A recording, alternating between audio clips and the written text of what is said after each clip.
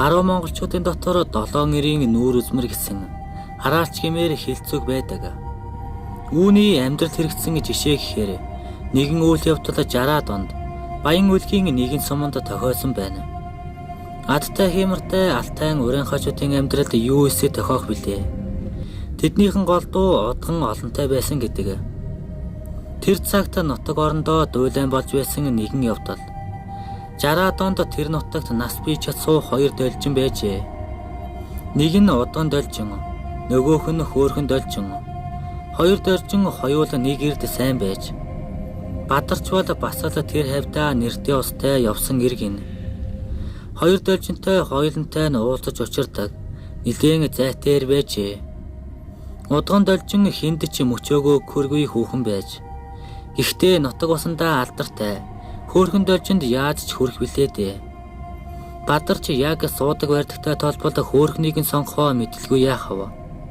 Санаа оноо ч нэг тиймэрхүү байж.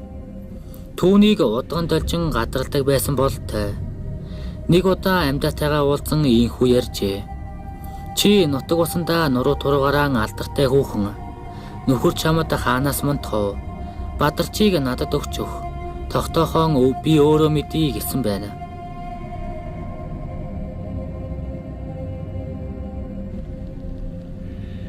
Үүнийг сонссон өрсөлдөгч нь ихэд уурсан. Чиний удган модгоноос айхгүй, бадарчийг хүнд ч өгөхгүй, чаддаг мэддэг юм бол салгаад авахгүй юу гэж. Ийм хариу сонссон удганы уур хилэн бадралгүй яахав. Дээр нь им амтан болохоор богино жолоотой байсан мэдээж. Салгаад авдгүймаа юм гэхэд салгаад хайчгаа мэдий. 7 нэрийн нүүр үзмэр минь 7 гэрлэхий чинь харъя гэж. Төдөлгүй бадарч хөөрхөн должин 2 гэрлэн хөлтөө найр хийсэн байна. Намарзааны динжийг найхтал найрлна гэсэн үгэндээ ч бадарч хүрчээ. Зөвхөн алтайн цогцгийнхэн ч бус тус сумтай намаржаагаараа хэлэлдэг ховдын эрдэн бүрэнгийн өөлнүүд ирж найр наадам хавтгаарсан байна. 3 хоногоор тогтсон найр 7 хоног болоход нэлээд үргэлжсэн ойлгомжтой. Найрын 3 дахь өдрийн үдэш шал согтуу должин хаягаар нь дахиж өнгөрөхтөө хараахаач мартсангүй.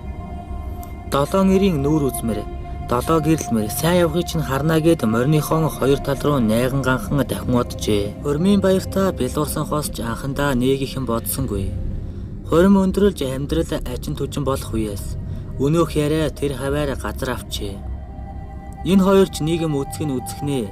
Удган должинд урилга өгдөггүй сонин улсууд юм. Ууртай догшин ч гэсэн урагдсан хүн ирэх биш сэтгэлэн зайраад гардаг Монгол ёс байна. Гих зэргээр ярьцгаажээ. Хөөрхөн должин ч бодол дарагдан суух болж харин бадарч нэг их тоосонгүй. Тэр яавал гэж бит хоёр л болж байвал болоо юм биш үү? Тэр тэгжил байг гэжээ. Ингээд намрын хөлтөөнээр мартагдан өвлийн эд бэлтгэл эхэлсэн үед бадарч ханаа туссан байна. Хөдөөгийнхэн ханаа тоох биш.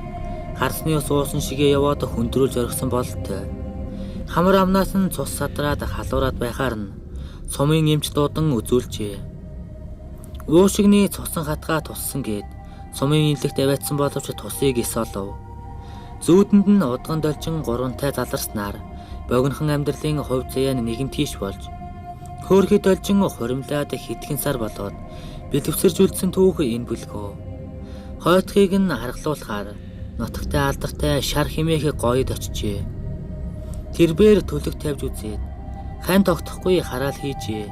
Хайрын хүүхэд нь их л зовох нэ гэсэн байна. Ингээд бурхан болоочийн хойтхыг нь хийн.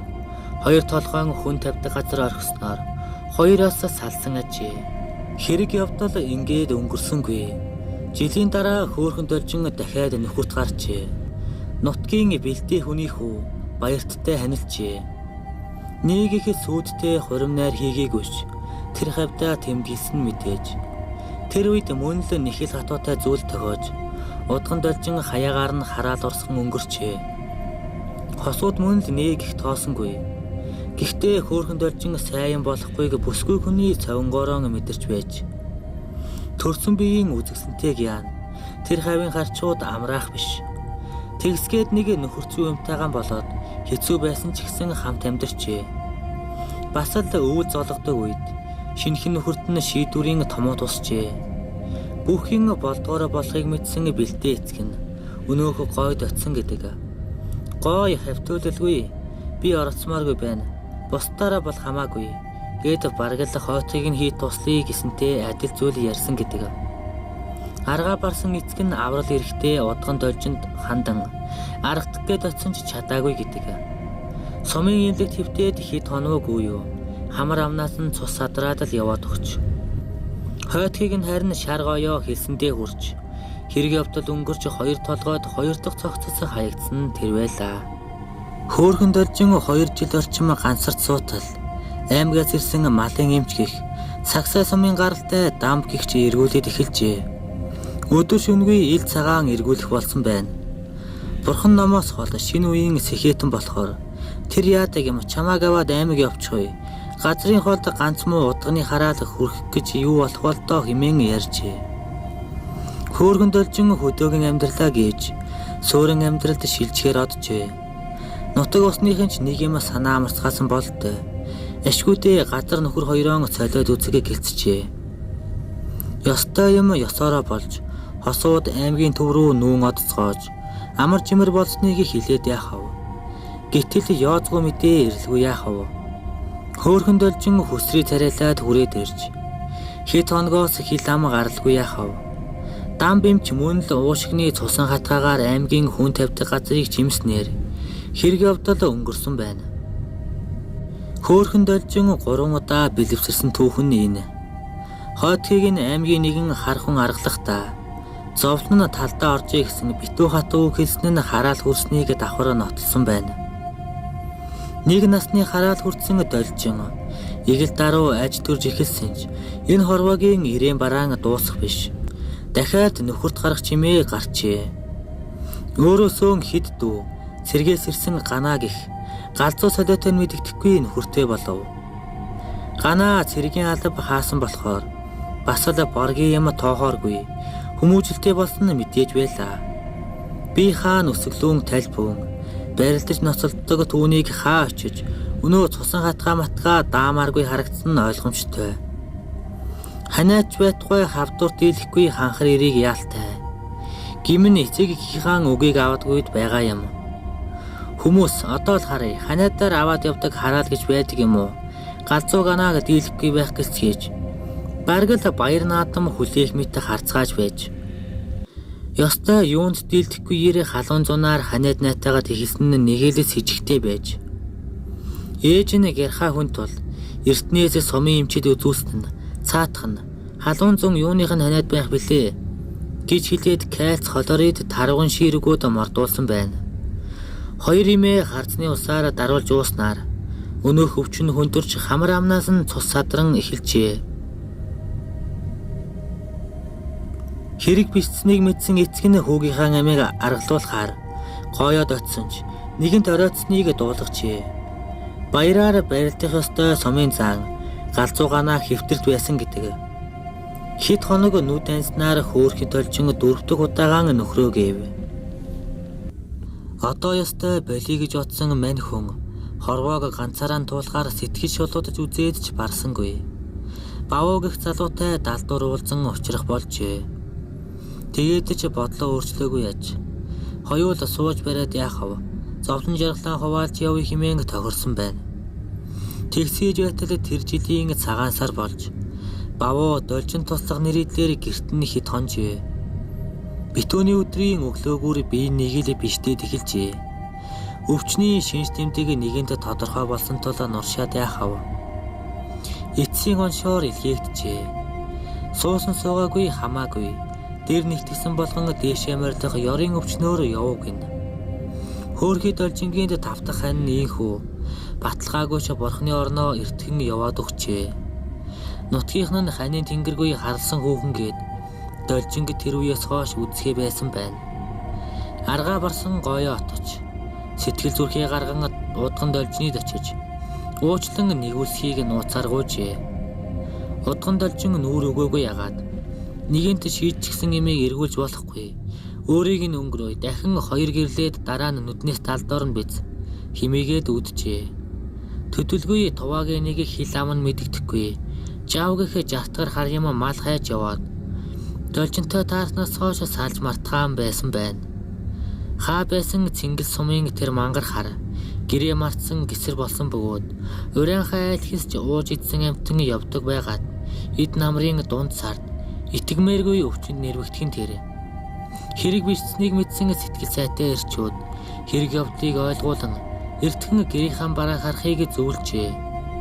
Ингээд мань мангар товаа нэг юм нотгоруугаан мордсон бөгөөд Цингэл хайртан хүртэл хөргөж өгөөд гаргасан ирчүүд замдаа гинт муудчихсан. Ирд явсан ч болж эс тэгвэл хүний нутагт ясаа тавихгүй юу? Одоо ч үгүй болоо бидтэйгээд өнгөрчээ. Тэр мэдээж таалал төгсөө биз. Тэгс хийгээд нутгийнхны цагаандаа гарч нэг насных нь амьдрал замарсан юм. Ад үзээд яхав. Гойо нэг аргална гэсэн гинлээ. Тэр хүртэл тэгсгээд л байж байг гээд тоохооч болжээ. Должин ч овоо тисч нэг үе ажин төжин болоод иржээ. Нутгийнхны ч ойр орхон үхэл хагцад үзэлгүй. Овоо тайвчирч байтал хэрэг гинт бисдсэн байна. Чандаггийн хачин нэртэй бугат сумын гаралтай чурийсэн өндөр ир. Должингийн сүүлчийн нөхрөөр бараг хүсэн байж тодорсон юм байх. Должинг аваад бугат сум руу явжээ. Бугтын урайхайчууд алтан цөцгийнхнийг бодвол арай зэрлэг. Балмад болохоор баргийн юм тоодгүй байж. Зармиг нь зах цухаас нь сонссон ч зангаа хувиргаагүй гэдэг. Должин инхүү өөр сумын бүр өөр уулын бэр болоод оджээ. Хачин сайхан хүүхэн дагуулж ирсэн чөргөр чандгын аав ээж. Ах дүүс бүгд хөл хөөрцөг болон угцсан гэдэг. Хорим найр болж хэд хоног саваад сумаа чимсэн сайхан бэртээ болж авчээ. Нөхөр тогтуугээс л биш Должин уг нь айш ажил муугүй хүүхэн байсан гэдэг. Хүний нутагч нэрээ бодсон биз.